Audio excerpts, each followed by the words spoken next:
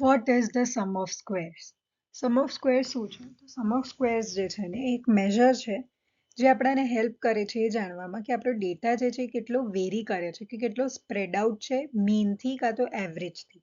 Okay, એ આપણને help કરે છે સમજવામાં કે આપણી જે વેલ્યુઝ છે, આપણો જે દરેક ડેટા છે એ કેટલું ડિફર કરે છે એકબીજા જોડે. ઓકે, કેટલા ડિફરન્ટ છે એ લોકો. એક્ઝામ્પલ એક આપીશ કે આપણે લોકો ઇમેજિન કરો તમે લોકો કે આપણે કલેક્ટ કરી રહ્યા છે સ્કોર સ્ટુડન્ટ્સના. ઓકે, એક ટેસ્ટ થયો ક્લાસમાં અને આપણે જોઈ રહ્યા છે કે કેટલા દરેક સ્ટુડન્ટે સ્કોર કર્યા.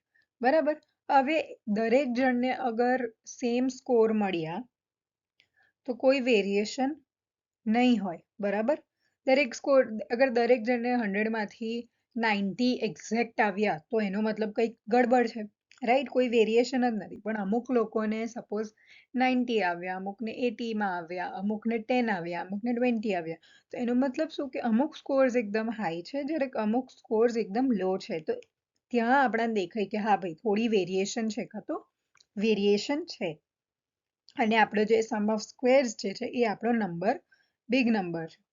તો સમ ઓફ સ્ક્વેર શું કરે છે? આપણને હેલ્પ કરે છે જાણવામાં કે જે સ્કોર્સની વચ્ચેનો જે વેરિએશન છે એ કેટલો છે. એ ન્યુમરિકલ વેમાં આપણને હેલ્પ કરે છે સમજવામાં કે જે સ્કોર્સની વચ્ચેનો ડિફરન્સ છે, બરાબર, કે જે વેરિએશન છે દરેક સ્કોર્સની વચ્ચેનો એ કેટલો છે. આ આપણી ફોર્મ્યુલા છે સમ ઓફ સ્ક્વેર્સ માટે. Okay, SS sum of squares is equal to sigma x minus x bar whole square. એટલે આમાં સિગ્મા એટલે સમ, એક્સ એટલે શું? દરેક ઇન્ડિવિજ્યુઅલ વેલ્યુ. આપણો એક્ઝામ્પલ લઈએ કે એક્સ એટલે દરેક સ્ટુડન્ટનો ટેસ્ટ સ્કોર. સપોઝ એક સ્ટુડન્ટને 20 આવ્યા.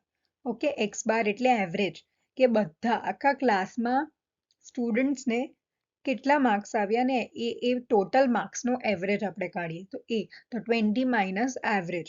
બરાબર, અને એનો સ્ક્વેર કરી દેવાનો. કેમ સ્ક્વેર કરવાનો?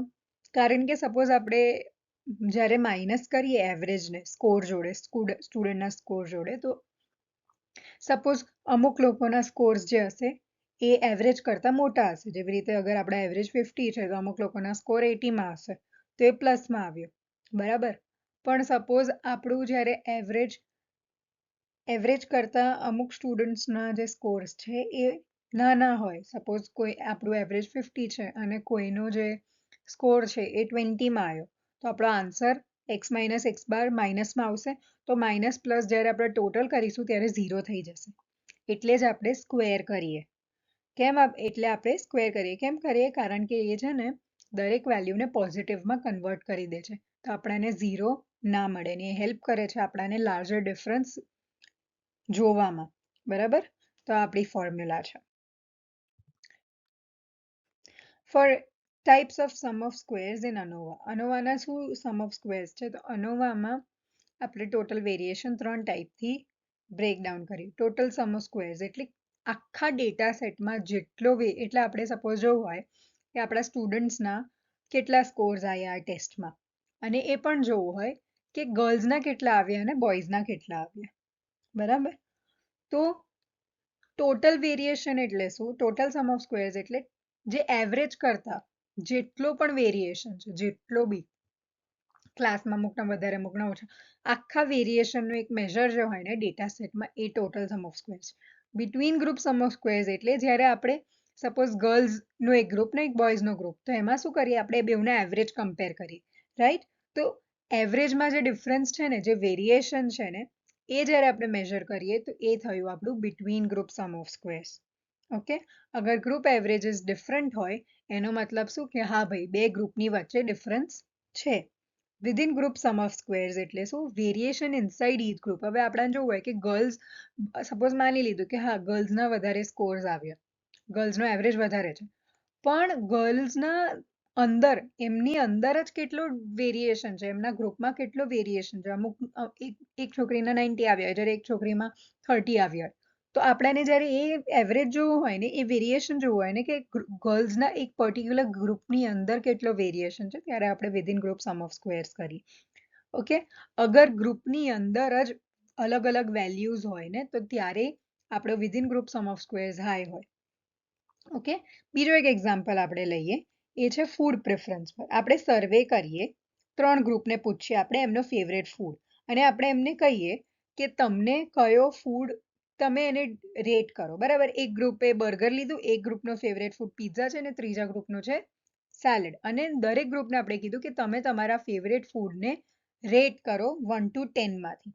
ઓકે, ગ્રુપ બર્ગર ગ્રુપે બી 1 to 10 માંથી બર્ગરને રેટ કર્યો, પિઝા ગ્રુપે બી 1 to 10 માંથી પિઝાને રેટ કર્યો, અને સેલેડ ગ્રુપે પણ 1 to 10 થી સેલેડને રેટ કર્યું. ઓકે, હવે એસએસ ટોટલ શું જોવે, તો ટોટલ સમ ઓફ સ્ક્વેર્સ જે છે આપણું એ જોવે કે રિસ્પોન્સીસ કેટલા વેરી કરે છે ઓવરઓલ એવરેજ રેટિંગ પરથી. ઓકે, ગ્રુપ્સ ભૂલી જવાના, ટોટલ એવરેજ રેટિંગ શું છે બધાને પ્લસ કરીને, એની સપોઝ એવરેજ રેટિંગ અગર 50 હોય અને એમાંથી કોઈ એકે 2 રેટ કર્યું હોય એના ફેવરેટ ફૂડને, તો એવી રીતે મેજર કરે કે એવરેજ રેટિંગથી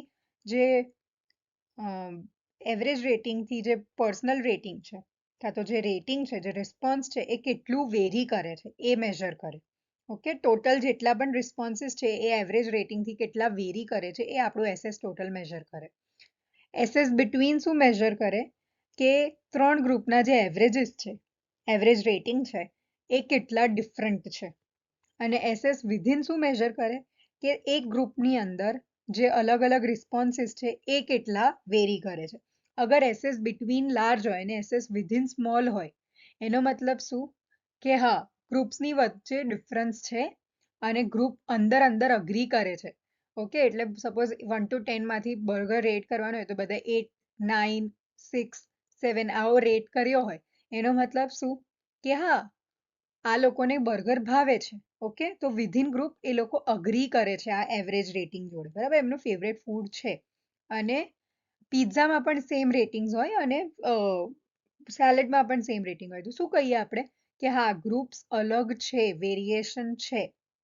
પણ હવે સપોઝ ગ્રુપની અંદર અંદર જ એ લોકોએ એક જણે પિઝાને 2 આપ્યો અને એક જણે પિઝાને 9 આપ્યો, તો એમની અંદર ગ્રુપની અંદર જ એટલી વેરિએશન છે, ભલે એમનું ફેવરેટ ફૂડ છે તો પણ વેરિએશન છે, તો ત્યારે આપણું જે એસએસ વિધિન હોય ને એ આવે, જેનો મતલબ શું કે ગ્રુપ્સ અંદર અંદર જ વધારે ડિફરન્ટ છે એકબીજા જોડે. ઓકે.